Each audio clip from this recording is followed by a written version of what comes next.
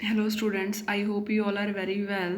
Today we will start basic knowledge to accounting.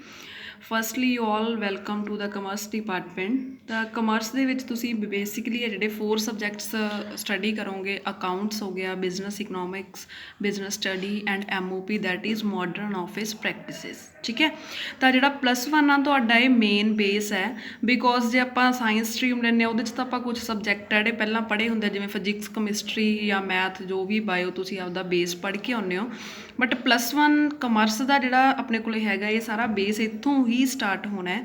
ਤਾਂ firstly ਅੱਜ ਮੈਂ ਫਸਟ ਵੀਡੀਓ ਦੇ ਵਿੱਚ ਤੁਹਾਨੂੰ ਜਸਟ ਬੇਸਿਕ ਨੌਲੇਜ ਦਊਂਗੀ ਕਿ ਅਕਾਊਂਟਿੰਗ ਹੈ ਕੀ ਆ ਜਾਂ ਇਹ ਕਿੱਥੋਂ ਸਟਾਰਟ ਹੋਈ ਜਾਂ ਇਹਦੇ ਵਿੱਚ ਕੀ ਪਾਰਟਸ ਆ। ਤਾਂ ਨੋਰਮਲੀ ਅਸੀਂ ਅੱਜ ਗੱਲ ਕਰਾਂਗੇ ਅਕਾਊਂਟਿੰਗ ਦੇ ਬਾਰੇ।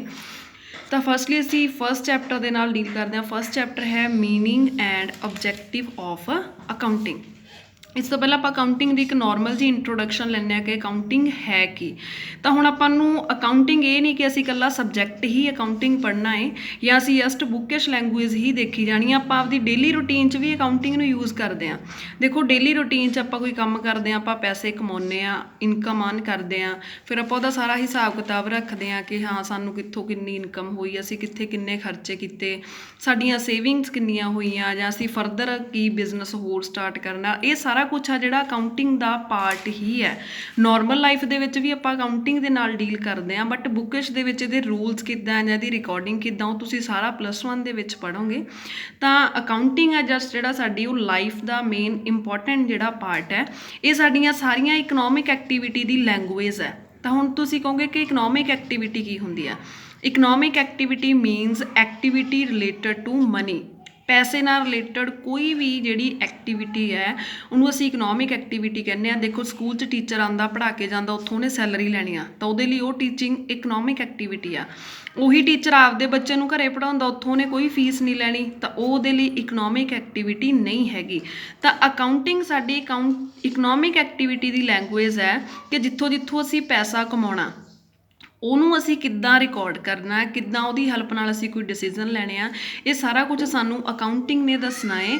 ਅਕਾਊਂਟਿੰਗ ਦੀ ਜਿਹੜੀ ਡਿਵੈਲਪਮੈਂਟ ਆ ਉਹ ਕਦੋਂ ਹੋਈ ਆ, ਜਦੋਂ ਸਾਡੇ ਦੇਸ਼ ਦੇ ਵਿੱਚ ਇੰਡਸਟਰੀ ਦੀ ਡਿਵੈਲਪਮੈਂਟ ਹੋਣ ਲੱਗ ਗਈ, ਜਦੋਂ ਸਾਡੇ ਦੇਸ਼ ਦੇ ਵਿੱਚ ਕਮਰਸ ਸਟਾਰਟ ਹੋ ਗਈ, ਇੰਡਸਟਰੀਜ਼ ਬਣਨ ਲੱਗ ਗਈਆਂ, ਤਾਂ ਨਾਲ ਦੀ ਨਾਲ ਜਿਹੜੀ ਅਕਾਊਂਟਿੰਗ ਦੀ ਸਟਾਰਟਿੰਗ ਆ ਉਹ ਹੋ ਗਈ।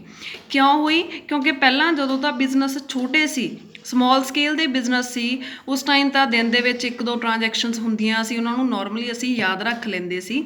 ਉਦੋਂ ਅਕਾਊਂਟਿੰਗ ਕੋਈ ਜ਼ਿਆਦਾ ਨਹੀਂ ਸੀ ਚੱਲਦੀ, ਉਦੋਂ ਅਕਾਊਂਟਿੰਗ ਲਿਟਲ ਨੋਨ ਸਬਜੈਕਟ ਸੀ, ਮਤਲਬ ਬਹੁਤ ਥੋੜ੍ਹੇ ਲੋਕ ਜਿਹੜੇ ਅਕਾਊਂਟਿੰਗ ਦੇ ਬਾਰੇ ਜਾਣਦੇ ਸੀ। ਬਟ ਜਿਵੇਂ ਜਿਵੇਂ ਸਾਡੀਆਂ ਨੀਡਸ ਇਨਕਰੀਜ਼ ਹੋਈਆਂ, ਜਿਵੇਂ ਜਿਵੇਂ ਸਾਡਾ ਜਿਹੜਾ ਹੈਗਾ ਇਹ ਏਰੀਆ ਵਾਸਟ ਹੋਇਆ, ਸਾਡੇ ਮਾਡਰਨ ਬਿਜ਼ਨਸ ਸਟਾਰਟ ਹੋਏ, ਤਾਂ ਮਾਡਰਨ ਬਿਜ਼ਨਸ ਅੱਜ ਦੇ ਟਾਈਮ 'ਚ ਆਪਾਂ ਦੇਖੀਏ ਬਹੁਤ ਸਾਰੀਆਂ ਟ੍ਰਾਂਜੈਕਸ਼ਨਸ ਹੈ, ਬਹੁਤ ਵੱਡੇ ਲੈਵਲ 'ਤੇ ਬਿਜ਼ਨਸ ਆ। ਦਿਨ ਦੇ ਵਿੱਚ ਅਸੀਂ 10-10, 50-50, 100-100 ਕਸਟਮਰ, ਹਜ਼ਾਰ, ਸਾਡੇ ਬਿਜ਼ਨਸ ਦੇ ਸਾਈਜ਼ 'ਤੇ ਡਿਪੈਂਡ ਕਰਦਾ ਹੈ। ਅਸੀਂ ਹਜ਼ਾਰਾਂ ਕਸਟਮਰਾਂ ਦੇ ਨਾਲ ਡੀਲ ਕਰਦੇ ਹਾਂ, ਹਜ਼ਾਰਾਂ ਕਸਟਮਰਾਂ ਦੇ ਨਾਲ ਟ੍ਰਾਂਜੈਕਸ਼ਨਸ ਕਰਦੇ ਹਾਂ। ਟ੍ਰਾਂਜੈਕਸ਼ਨ ਦਾ ਮਤਲਬ ਲੈਣ ਦੇਣ। ਤਾਂ ਇੰਨੀਆਂ ਟ੍ਰਾਂਜੈਕਸ਼ਨਸ ਨੂੰ ਆਪਾਂ ਯਾਦ ਨਹੀਂ ਰੱਖ ਸਕਦੇ। ਤਾਂ ਮਾਡਰਨ ਬਿਜ਼ਨਸ ਦੇ ਵਿੱਚ ਸਾਰੀਆਂ ਡੀਲਿੰਗ ਕਰਨ ਦੇ ਲਈ, ਮਾਡਰਨ ਬਿਜ਼ਨਸ ਨੂੰ ਵਧੀਆ ਢੰਗ ਨਾਲ ਚਲਾਉਣ ਦੇ ਲਈ ਜਿਹੜੀ ਅਕਾਊਂਟਿੰਗ ਦੀ ਆ ਉਹ ਸਟਾਰਟਿੰਗ ਹੋਈ। ਕਿਉਂਕਿ ਕੋਈ ਵੀ ਬਿਜ਼ਨਸਮੈਨ ਹੈ, ਹਰੇਕ ਬਿਜ਼ਨਸਮੈਨ ਨੂੰ ਇਹ ਹੁੰਦਾ ਹੈ ਕਿ ਮੈਨੂੰ ਇਹ ਪਤਾ ਲੱਗੇ ਕਿ ਹਾਂ ਮੇਰੇ ਬਿਜ਼ਨਸ ਦੇ ਵਿੱਚ ਜਿਹੜਾ ਹੈਗਾ ਮੈਂ ਸਾਲ ਦੇ ਵਿੱਚ ਕਿੰਨੀ ਕਮਾਈ ਕਰ ਲਈ, ਪਿਛਲੇ ਸਾਲ ਦੇ ਵਿੱਚ ਮੇਰੇ ਬਿਜ਼ਨਸ 'ਚ ਕੀ ਪਰਫੋਰਮੈਂਸ ਸੀ, ਉਹਦੇ ਨਾਲੋਂ ਮੈਂ ਇਸ ਸਾਲ ਆਪਦੇ ਆਪ ਨੂੰ ਇੰਪਰੂਵ ਕੀਤਾ ਕਿ ਨਹੀਂ ਕੀਤਾ, ਜਾਂ ਮੇਰੇ ਬਿਜ਼ਨਸ ਦੇ ਵਿੱਚ ਐਸਿਡਸ ਕਿੰਨੇ ਆ। ਐਸਿਡਸ ਦਾ ਮਤਲਬ ਪ੍ਰੋਪਰਟੀ ਹੈ, ਵੀ ਹਾਂ ਸਾਡੇ ਕੋਲ ਪ੍ਰੋਪਰਟੀ ਕਿੰਨੀ ਹੈ, ਜਾਂ ਸਾਡੇ ਜਿਹੜੇ ਕਸਟਮਰ ਹੈ, ਕਸਟਮਰ ਤੋਂ ਅਸੀਂ ਕਿੰਨੇ ਪੈਸੇ ਲੈਣੇ ਆ, ਆਪਦੇ ਸਪਲਾਇਰ ਨੂੰ ਅਸੀਂ ਕਿੰਨੇ ਪੈਸੇ ਦੇਣੇ ਆ। ਇਹ ਸਾਰੇ ਕੁਐਸਚਨਸ ਦੇ ਆਨਸਰ ਇੱਕ ਬਿਜ਼ਨਸਮੈਨ ਨੂੰ ਚਾਹੀਦੇ ਆ। ਆਪਾਂ ਛੋਟਾ ਵੱਡਾ ਕੋਈ ਵੀ ਬਿਜ਼ਨਸ ਕਰਦੇ ਹਾਂ, ਸਾਨੂੰ ਇਹ ਹੁੰਦਾ ਵੀ ਸਾਨੂੰ ਐਟਲੀਸਟ ਇੰਨਾ ਤਾਂ ਪਤਾ ਲੱਗੇ ਕਿ ਸਾਡੇ ਬਿਜ਼ਨਸ 'ਚ ਕਿੰਨੀ ਕਮਾਈ ਆ, ਪਹਿਲਾਂ ਕਿੰਨੀ ਸੀ, ਕੀ ਸਾਡੇ ਬਿਜ਼ਨਸ ਨੇ ਕੋਈ ਇੰਪਰੂਵਮੈਂਟ ਕੀਤੀ ਹੈ ਕਿ ਨਹੀਂ ਕੀਤੀ। ਤਾਂ ਇਹਨਾਂ ਸਾਰੇ ਕੁਐਸਚਨਸ ਦੇ ਆਨਸਰ ਆ ਜਿਹੜੇ ਸਾਨੂੰ ਉਹ ਅਕਾਊਂਟਿੰਗ ਨੇ ਹੀ ਦੇਣੇ ਆ। ਤਾਂ ਇਹਨਾਂ ਸਾਰੇ ਕੁਐਸਚਨਸ ਦੇ ਜਿਹੜੇ ਆਨਸਰ ਆ ਸਾਨੂੰ ਉਹ ਅਕਾਊਂਟਿੰਗ ਨੇ ਹੀ ਦੇਣੇ ਆ। ਤਾਂ ਅਕਾਊਂਟਿੰਗ ਹੈ ਹੀ ਇਸ ਚੀਜ਼ ਲਈ ਕਿ ਅਸੀਂ ਸਾਰੇ ਬਿਜ਼ਨਸ ਦੇ ਵਿੱਚ ਦੇਖਣਾ ਹੈ ਕਿੰਨੇ ਪ੍ਰੋਫਿਟਸ ਹੈ, ਕਿੰਨੇ ਲੋਸ ਆ, ਕਿੱਦਾਂ ਬਿਜ਼ਨਸ ਚੱਲ ਰਿਹਾ। ਤਾਂ ਇਹ ਸੀ ਸਾਡਾ ਨੋਰਮਲ ਜਸਟ ਅਕਾਊਂਟਿੰਗ ਦੇ ਨਾਲ ਰਿਲੇਟਡ। ਤਾਂ ਅੱਜ ਦਾ ਆਪਣਾ ਜਿਹੜਾ ਫਸਟ ਟੌਪਿਕ ਹੈ ਅਕਾਊਂਟਸ ਦਾ, ਜਿਹੜਾ ਤੁਹਾਡਾ ਫਸਟ ਟੌਪਿਕ ਹੈ that is book keeping. Book keeping meaning and needs. ठीक है। तो फर्स्टली अगर असी बुक कीपिंग करते हैं तो बुक कीपिंग की है, bookkeeping is a combination of two words that is book and keeping. Normal language तुहानूं पता है बुक की है किताब आ, कीपिंग का मतलब की है रखना है। अकाउंट्स की language they which book keeping की आ, इत्थे बुक्स का मतलब वो सारियां बुक्स आ जिहड़ियां असी अकाउंट्स दे लई मेनटेन कीतियां। मीनस जिहड़ियां बुक्स दे विच असी आपदे बिजनस के अकाउंट्स मेनटेन कर रहे हैं, किहदे तो किन्ने पैसे लैणे आ, किहनूं किन्ने पैसे देने आ, किन्ने दा उधार खरीदिया, किन्ने दा नगद वेचिया जां कुछ भी आ, ਉਹਦੇ ਲਈ ਜਿਹੜੀ ਵੀ ਅਸੀਂ ਬੁੱਕ ਪ੍ਰਪੇਅਰ ਕਰਾਂਗੇ ਉਸ ਬੁੱਕ ਨੂੰ ਅਸੀਂ ਜਿਹੜਾ ਹੈਗਾ ਅਕਾਊਂਟ ਦੀ ਲੈਂਗੁਏਜ 'ਚ ਬੁੱਕਸ ਲਵਾਂਗੇ। ਅਤੇ ਕੀਪਿੰਗ ਦਾ ਮਤਲਬ ਆ ਕਿ ਸਾਰੇ ਰਿਕਾਰਡਸ ਨੂੰ ਜਦੋਂ ਅਸੀਂ ਸਿਸਟਮੈਟਿਕ ਮੈਨਰ ਦੇ ਵਿੱਚ ਰੱਖਾਂਗੇ, ਸਿਸਟਮੈਟਿਕ ਮੈਨਰ ਹੋਊਗਾ ਉਹ ਕੀ ਹੋਊਗਾ ਕਿ ਸਾਰੀਆਂ ਟ੍ਰਾਂਜੈਕਸ਼ਨ ਅਸੀਂ ਡੇਟ ਵਾਈਜ਼ ਰਿਕਾਰਡ ਕਰਾਂਗੇ ਕਿ ਅੱਜ 10 ਤਰੀਕ ਨੂੰ ਕਿੰਨੇ ਕਸਟਮਰ ਆਏ, 11 ਨੂੰ ਕਿੰਨੇ ਕਸਟਮਰ ਆਏ। ਜਦੋਂ ਅਸੀਂ ਡੇਟ ਵਾਈਜ਼ ਕਿਸੇ ਵੀ ਬਿਜ਼ਨਸ ਦੀਆਂ ਟ੍ਰਾਂਜੈਕਸ਼ਨਸ ਨੂੰ ਰਿਕਾਰਡ ਕਰਦੇ ਹਾਂ ਉਸ ਰਿਕਾਰਡਿੰਗ ਦੀ ਪ੍ਰੋਸੈਸ ਨੂੰ ਹੀ ਆਪਾਂ ਕੀ ਕਹਿੰਦੇ ਹਾਂ, ਬੁੱਕ ਕੀਪਿੰਗ ਕਹਿੰਦੇ ਹਾਂ। Clear. Bookkeeping two words ਦਾ ਕੰਬੀਨੇਸ਼ਨ ਆ, ਬੁੱਕ ਐਂਡ ਕੀਪਿੰਗ। ਬੁੱਕ ਦਾ ਮਤਲਬ ਸਾਰੇ ਉਹ ਬੁੱਕਸ ਆ ਜਿਨ੍ਹਾਂ ਦੇ ਵਿੱਚ ਅਸੀਂ ਬਿਜ਼ਨਸ ਦੇ ਅਕਾਊਂਟਸ ਪ੍ਰਪੇਅਰ ਕਰਨੇ ਆ। ਉਹ ਅਕਾਊਂਟਸ ਅਸੀਂ ਪ੍ਰਪੇਅਰ ਕਿਵੇਂ ਕਰਾਂਗੇ, ਇੱਕ ਸਿਸਟਮੈਟਿਕ ਮੈਨਰ ਦੇ ਵਿੱਚ ਜਿਹੜਾ ਹੈਗਾ ਉਹਨੂੰ ਪ੍ਰਪੇਅਰ ਕਰਾਂਗੇ। ਮੀਨਸ ਕਿ ਅਸੀਂ ਕੰਪਲੀਟ ਰਿਕਾਰਡ ਰੱਖਾਂਗੇ ਸਾਰੀਆਂ ਟ੍ਰਾਂਜੈਕਸ਼ਨ ਦੇ, ਜਿੰਨੇ ਵੀ ਲੈਣ ਦੇਣ ਹੋਏ, ਜਿੰਨਾ ਵੀ ਦਿਨ 'ਚ ਅਸੀਂ ਸਮਾਨ ਵੇਚਿਆ ਖਰੀਦਿਆ ਜੋ ਵੀ ਆ, ਉਹ ਸਾਰੀਆਂ ਟ੍ਰਾਂਜੈਕਸ਼ਨ ਦਾ ਅਸੀਂ ਕੰਪਲੀਟ ਰਿਕਾਰਡਿੰਗ ਰੱਖਾਂਗੇ। ਤਾਂ ਇਨ ਸਿੰਪਲ ਲੈਂਗੁਏਜ 'ਚ ਅਸੀਂ ਕੀ ਕਹਿ ਸਕਦੇ ਹਾਂ, book keeping is the process of recording the business transaction in a systematic manner in the books of accounts। ਕਿ ਜਦੋਂ ਅਸੀਂ ਆਪਦੀਆਂ ਅਕਾਊਂਟਸ ਦੀਆਂ ਬੁੱਕਸ ਦੇ ਵਿੱਚ ਸਾਰੀਆਂ ਟ੍ਰਾਂਜੈਕਸ਼ਨਸ ਨੂੰ ਰਿਕਾਰਡ ਕਰਾਂਗੇ, ਸਾਰੀਆਂ ਟ੍ਰਾਂਜੈਕਸ਼ਨਸ ਨੂੰ ਜਿਹੜਾ ਹੈਗਾ ਨੋਟ ਡਾਊਨ ਕਰਾਂਗੇ, ਉਸੇ ਪ੍ਰੋਸੈਸ ਨੂੰ, ਉਸੇ ਕੰਮ ਨੂੰ ਅਸੀਂ ਕਹਿੰਦੇ ਹਾਂ ਬੁੱਕ ਕੀਪਿੰਗ। ਤਾਂ ਹੁਣ ਕਹਿੰਦੇ ਬੁੱਕ ਕੀਪਿੰਗ ਦੀ ਨੀਡ ਹੀ ਕਿਉਂ ਪਈ ਸਾਨੂੰ, ਕਿਉਂ ਅਸੀਂ ਬੁੱਕ ਕੀਪਿੰਗ ਸਟਾਰਟ ਕੀਤੀ, ਇਹਦੀਆਂ ਸਾਨੂੰ ਕੀ ਨੀਡਸ ਹੈ। ਹੁਣ ਆਪਾਂ ਨੂੰ ਪਤਾ ਵੀ ਬੁੱਕ ਕੀਪਿੰਗ ਦਾ ਮੇਨ ਰਿਲੇਸ਼ਨ ਕੀ ਹੈ ਜਾਂ ਮੇਨ ਕੰਮ ਕੀ ਹੈ, just systematic recording of transaction ਹੈ ਕਿ ਹਾਂ ਜਿੰਨੀਆਂ ਵੀ ਸਾਡੀਆਂ ਟ੍ਰਾਂਜੈਕਸ਼ਨਸ ਹੁੰਦੀਆਂ ਪਈਆਂ ਉਹਨਾਂ ਨੂੰ ਅਸੀਂ ਸਿਸਟਮੈਟਿਕਲੀ ਰਿਕਾਰਡ ਕਰਨਾ ਹੈ।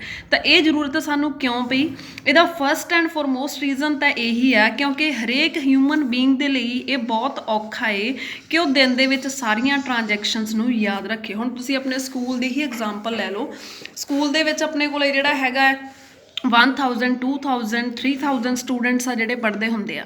ਤਾਂ ਹੁਣ 3000 ਸਟੂਡੈਂਟਸ ਦੇ ਵਿੱਚੋਂ ਕਿਹਨੇ ਫੀਸ ਭਰਤੀ, ਕਿਹਦੀ ਫੀਸ ਪੈਂਡਿੰਗ ਹੈ, ਕਿਹੜੇ ਬੱਚੇ ਦੀ ਕਿੰਨੀ ਫੀਸ ਆ, ਕਿਹੜੇ ਬੱਚੇ ਦੀ ਕੀ ਕਲਾਸ ਹੈ, ਕਦੋਂ ਉਹਨੇ ਪੇਮੈਂਟ ਕਰਨੀ ਆ, ਕਦੋਂ ਉਹਦੀ ਇੰਸਟਾਲਮੈਂਟ ਡਿਊ ਆ। ਹੁਣ ਇੰਨਾ ਕੁਛ ਕੋਈ ਵੀ ਹਿਊਮਨ ਬੀਇੰਗ ਯਾਦ ਨਹੀਂ ਰੱਖ ਸਕਦਾ।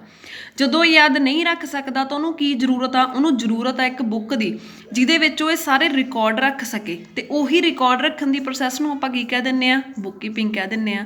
ਮੀਨਸ ਕਿ ਬੁੱਕ ਕੀਪਿੰਗ ਦੀ ਫਸਟ ਨੀਡ ਤਾਂ ਇਹੀ ਹੈ ਕਿ ਅਸੀਂ ਸਾਰਾ ਕੁਛ ਰਿਮੈਂਬਰ, ਅਸੀਂ ਸਾਰਾ ਕੁਛ ਯਾਦ ਨਹੀਂ ਰੱਖ ਸਕਦੇ। ਤਾਂ ਕਰਕੇ ਅਸੀਂ ਇਸ ਆਪਦੀ ਯਾਦਦਾਸ਼ਤ ਦੀ ਪ੍ਰੋਬਲਮ ਨੂੰ ਖਤਮ ਕਰਨ ਦੇ ਲਈ ਅਸੀਂ ਇੱਕ ਬੁੱਕਸ ਮੇਨਟੇਨ ਕਰ ਲੈਂਦੇ ਹਾਂ ਜਿਹਦੇ 'ਚ ਸਾਰੇ ਰਿਕਾਰਡਸ ਆ ਜਿਹੜੇ ਮੇਨਟੇਨ ਕਰ ਲੈਂਦੇ ਹਾਂ। ਸੈਕਿੰਡ ਹੈ ਸਾਡੇ ਕੋਲੇ, ਅਸੀਂ ਹੁਣ ਜਦੋਂ ਬਿਜ਼ਨਸ ਕਰਦੇ ਹਾਂ ਤਾਂ ਅਸੀਂ ਸਾਰੇ ਚਾਹੁੰਦੇ ਹਾਂ ਕਿ ਸਾਨੂੰ ਇਨਫੋਰਮੇਸ਼ਨ ਮਿਲੇ। ਕਾਹਦੀ ਇਨਫੋਰਮੇਸ਼ਨ ਮਿਲੇ ਕਿ ਮੇਰੇ ਬਿਜ਼ਨਸ ਨੇ ਟੋਟਲ ਪਰਚੇਜ਼ ਕਿੰਨਾ ਕੀਤਾ। ਪਰਚੇਜ਼ ਦਾ ਮਤਲਬ ਕੀ ਆ, ਖਰੀਦਣਾ। ਕਿ ਮੇਰੇ ਬਿਜ਼ਨਸ 'ਚ ਅਗਰ ਮੈਂ ਕੱਚਾ ਮਾਲ ਰॉ ਮਟੀਰੀਅਲ ਖਰੀਦਿਆ ਜਾਂ ਮੈਂ ਕੋਈ ਵੀ ਸਟਾਕ ਪਰਚੇਜ਼ ਕੀਤਾ, ਮੈਂ ਕਿੰਨਾ ਪਰਚੇਜ਼ ਕਰ ਲਿਆ ਪੂਰੇ ਇੱਕ ਟਾਈਮ ਦੇ ਵਿੱਚ, ਇੱਕ ਮੰਥ ਦੇ ਵਿੱਚ, ਇੱਕ ਸਾਲ ਦੇ ਵਿੱਚ ਮੇਰੀਆਂ ਸੇਲਸ ਕਿੰਨੀਆਂ ਹੋ ਗਈਆਂ, ਮੇਰੇ ਟੋਟਲ ਡੈਟਰ ਕਿੰਨੇ ਆ, ਡੈਟਰ ਜਿਨ੍ਹਾਂ ਤੋਂ ਪੈਸੇ ਲੈਣੇ ਆ, ਮੇਰੇ ਟੋਟਲ ਕ੍ਰੈਡੀਟਰ ਕਿੰਨੇ ਆ ਜਿਨ੍ਹਾਂ ਨੂੰ ਪੈਸੇ ਦੇਣੇ ਆ, ਇਹ ਸਾਰੇ ਕੌਣ ਕਿੰਨੇ ਆ, ਕਿਹਨੂੰ ਕਿੰਨੇ ਪੈਸੇ ਦੇਣੇ ਆ, ਮੇਰੇ ਬਿਜ਼ਨਸ 'ਚ ਕਿੰਨੇ ਐਕਸਪੈਂਸਿਸ ਹੋ ਗਏ, ਕਿੰਨੇ ਇਨਕਮ ਹੋ ਗਏ। ਅਸੀਂ ਸਾਰੇ ਇਸ ਚੀਜ਼ ਦੀ ਇਨਫੋਰਮੇਸ਼ਨ ਚਾਹੁੰਦੇ ਹਾਂ। ਹੁਣ ਸਕੂਲ ਦੇ ਵਿੱਚ ਆਪਣੇ 'ਚ ਅਗਰ ਆਪਾਂ ਉਹੀ ਐਗਜ਼ਾਮਪਲ ਨੂੰ ਕੈਰੀ ਫਾਰਵਰਡ ਕਰੀਏ ਕਿ ਸਕੂਲ ਦੇ ਵਿੱਚ ਕਿੰਨੇ ਐਕਸਪੈਂਸਿਸ ਹੋ ਗਏ, ਕਿੰਨੀ ਇਨਕਮ ਹੋ ਗਈ, ਇਹਨੂੰ ਅਸੀਂ ਵੈਸੇ ਤਾਂ ਗਿਣ ਹੀ ਨਹੀਂ ਸਕਦੇ। ਤਾਂ ਇਹਦੇ ਲਈ ਵੀ ਸਾਨੂੰ ਇੱਕ ਪ੍ਰੋਪਰ ਬੁੱਕ ਮੇਨਟੇਨ ਕਰਨੀ ਪੈਣੀ ਹੈ ਜਿਹਦੇ 'ਤੇ ਅਸੀਂ ਆਪਦਾ ਹਰੇਕ ਖਰਚਾ, ਹਰ ਇੱਕ ਚੀਜ਼ ਰਿਕਾਰਡ ਕਰਾਂਗੇ। At the end of period ਅਸੀਂ ਟੋਟਲ ਕਰਕੇ ਦੇਖ ਲਾਂਗੇ ਕਿ ਸਾਡੇ ਟੋਟਲ ਖਰਚੇ ਕਿੰਨੇ ਆ। ਤਾਂ ਇਹ ਸਾਰੀ ਇਨਫੋਰਮੇਸ਼ਨ ਦੇ ਲਈ ਵੀ ਸਾਨੂੰ ਜ਼ਰੂਰਤ ਆ ਬੁੱਕ ਕੀਪਿੰਗ ਦੀ। ਕਲੀਅਰ।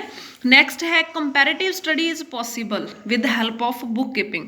ਹੁਣ ਜੇ ਆਪਾਂ ਕਿਸੇ ਵੀ ਚੀਜ਼ ਦਾ ਕੋਈ ਕੰਪੈਰੀਜ਼ਨ ਕਰਨਾ ਚਾਹੁੰਦੇ ਹਾਂ, ਅਸੀਂ ਆਪਦੇ ਬਿਜ਼ਨਸ ਦਾ ਹੀ ਕੰਪੈਰੀਜ਼ਨ ਕਰਨਾ ਚਾਹੁੰਦੇ ਹਾਂ। ਕੰਪੈਰੀਜ਼ਨ ਮੀਨਸ ਅਸੀਂ ਉਹਨਾਂ ਨੂੰ ਦੋਨਾਂ ਨੂੰ ਮਿਲਾ ਕੇ ਦੇਖਣਾ ਚਾਹੁੰਦੇ ਹਾਂ ਕਿ ਪਿਛਲੇ ਸਾਲ ਬੈਟਰ ਸੀ ਜਾਂ ਇਸ ਸਾਲ ਬੈਟਰ ਪਰਫੋਰਮੈਂਸ ਹੈ। ਠੀਕ ਹੈ। ਤਾਂ ਉਹਦੇ ਲਈ ਵੀ ਪਹਿਲਾਂ ਸਾਡੇ ਕੋਲ ਰਿਕਾਰਡ ਹੋਣਾ ਚਾਹੀਦਾ। ਫੋਰ ਐਗਜ਼ਾਮਪਲ ਤੁਸੀਂ ਆਪਦਾ ਕੰਪੈਰੀਜ਼ਨ ਕਰਨਾ ਚਾਹੁੰਦੇ ਹੋ ਕਿ ਮੇਰੇ 8th 'ਚ ਮਾਰਕਸ ਵਧੀਆ ਸੀ ਕਿ 9th 'ਚ ਮਾਰਕਸ ਵਧੀਆ ਸੀ। ਤਾਂ ਇਹ ਕੰਪੈਰੀਜ਼ਨ ਲਈ ਪਹਿਲਾਂ ਤੁਹਾਡੇ ਕੋਲ ਦੋਨਾਂ ਕਲਾਸਿਸ ਦੇ DMC ਨੰਬਰ ਕਾਰਡ ਹੋਣੇ ਚਾਹੀਦੇ ਆ ਜਿਹਦੇ ਤੁਸੀਂ ਕੰਪੇਅਰ ਕਰੋਗੇ ਕਿ ਮੇਰੇ 8th 'ਚ ਇਸ ਸਬਜੈਕਟ 'ਚੋਂ ਇੰਨੇ ਮਾਰਕਸ ਸੀ, 9th 'ਚ ਇੰਨੇ ਆ।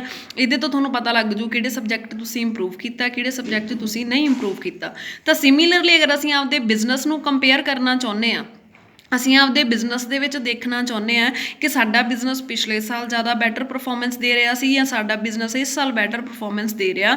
ਉਹਦੇ ਲਈ ਤੁਹਾਡੇ ਕੋਲੇ ਬੁੱਕ ਕੀਪਿੰਗ ਹੋਣੀ ਜ਼ਰੂਰੀ ਹੈ, ਕਿਉਂਕਿ ਜੇ ਤੁਹਾਡੇ ਕੋਲ ਬੁੱਕ ਕੀਪਿੰਗ ਕੀਤੀ ਹੋਊਗੀ, ਤੁਸੀਂ ਸਾਰੀਆਂ ਬੁੱਕਸ ਰੱਖੀਆਂ ਹੋਣਗੀਆਂ, ਤੁਸੀਂ ਸਾਰੇ ਰਿਕਾਰਡ ਰੱਖੇ ਹੋਣਗੇ, ਫਿਰ ਹੀ ਤੁਸੀਂ ਦੇਖੋਗੇ ਕਿ ਤੁਹਾਡੇ ਲਾਸਟ ਈਅਰ ਐਕਸਪੈਂਸਿਸ ਜ਼ਿਆਦਾ ਸੀ ਕਿ ਇਸ ਈਅਰ ਐਕਸਪੈਂਸਿਸ ਜ਼ਿਆਦਾ, ਤੁਹਾਡੀ ਲਾਸਟ ਈਅਰ ਇਨਕਮ ਜ਼ਿਆਦਾ ਸੀ ਕਿ ਇਸ ਈਅਰ ਇਨਕਮ ਜ਼ਿਆਦਾ। ਫਿਰ ਹੀ ਅਸੀਂ ਇਨਕਮ ਐਕਸਪੈਂਸਿਸ ਨੂੰ ਦੇਖ ਕੇ ਹੀ ਅਸੀਂ ਆਪਦੇ ਬਿਜ਼ਨਸ ਦਾ ਕੰਪੈਰੀਜ਼ਨ ਆ ਜਿਹੜਾ ਕਰ ਸਕਦੇ ਹਾਂ।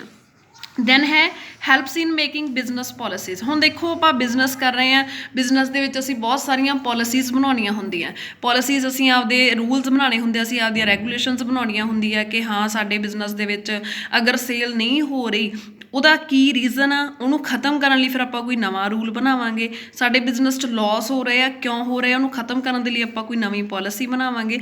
ਤਾਂ ਇਹ ਪੋਲਿਸੀ ਫਿਰ ਹੀ ਬਣੂਗੀ ਜੇ ਪਹਿਲਾਂ ਆਪਾਂ ਬੁੱਕ ਕੀਪਿੰਗ ਕੀਤੀ ਹੋਊਗੀ, ਕਿਉਂਕਿ ਬੁੱਕ ਕੀਪਿੰਗ 'ਚ ਆਪਾਂ ਨੂੰ ਪਤਾ ਲੱਗ ਜੂ ਕਿ ਜੇ ਲੋਸ ਤਾਂ ਹੋ ਰਿਹਾ ਵੀ ਆਪਣੇ ਖਰਚੇ ਜ਼ਰੂਰਤ ਤੋਂ ਜ਼ਿਆਦਾ ਹੈ ਤਾਂ ਅਸੀਂ ਖਰਚੇ ਘਟਾ ਲਾਂਗੇ, ਜੇ ਸਾਡੇ ਲੋਸ ਤਾਂ ਹੋ ਰਿਹਾ ਵੀ ਸਾਡੀਆਂ ਸੇਲ ਬਹੁਤ ਘੱਟ ਹੈ ਤਾਂ ਅਸੀਂ ਸੇਲ ਨੂੰ ਇਨਕਰੀਜ਼ ਕਰਨ ਵਾਲੀਆਂ ਟੈਕਨੀਕਸ ਦੇਖ ਲਾਂਗੇ। ਤਾਂ ਬਿਜ਼ਨਸ ਦੀ ਪੋਲਿਸੀ ਬਣਾਉਣ ਲਈ ਵੀ ਪਹਿਲਾਂ ਸਾਡੇ ਕੋਲ ਪ੍ਰੋਪਰ ਰਿਕਾਰਡਸ ਆ ਜਿਹੜੇ ਉਹ ਹੋਣੇ ਚਾਹੀਦੇ ਆ। Then last need of book keeping ਕੀ ਹੈ ਕਿ ਸਾਨੂੰ ਟੈਕਸ ਪਰਪਸ ਦੇ ਵਿੱਚ ਵੀ ਹੈਲਪਫੁਲ ਹੈ। ਟੈਕਸ ਪਰਪਸ 'ਚ ਕਿੱਦਾਂ ਹੈਲਪਫੁਲ ਆ, ਦੇਖੋ ਜੇ ਆਪਾਂ ਟੈਕਸ ਭਰਨਾ ਹੁੰਦਾ, ਟੈਕਸ ਕਾਹਦੇ 'ਤੇ ਭਰਨਾ ਹੁੰਦਾ, ਆਪਦੀ ਇਨਕਮ 'ਤੇ। ਬਿਜ਼ਨਸ ਦੀ ਇਨਕਮ ਕੀ ਆ, ਪ੍ਰੋਫਿਟ, ਕਿ ਬਿਜ਼ਨਸ 'ਚ ਜਿੰਨੇ ਪ੍ਰੋਫਿਟਸ ਹੋਏ ਉਹਦੇ ਬੇਸ 'ਤੇ ਅਸੀਂ ਜਿਹੜਾ ਹੈਗਾ ਟੈਕਸ ਭਰਨਾ।